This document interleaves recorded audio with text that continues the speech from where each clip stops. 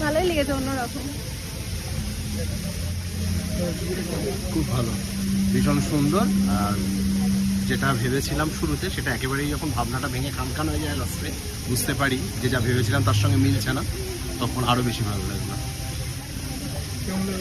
খুবই ভালো লেগেছে, মানে বিষয় ভাবনা, রিপ্রেজেন্টেশন, অভিনয় অসাধারণ, প্রত্যেকের অসাধারণ লেগেছে, খুব ভালো, সবটা মিলিয়ে ভীষণ ভালো লেগেছে। আর আমার বন্ধু এখানে অভিনয় করেছে, মানে তাকেই আমি এসেছিলাম, সৌরভ। খুব ভালো লেগেছে সবার অভিনয়, ভীষণ ভালো।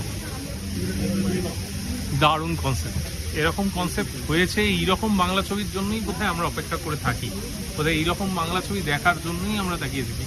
শ্রমিক অসাধারণ একটা ছবি হয়েছে, অসাধারণ।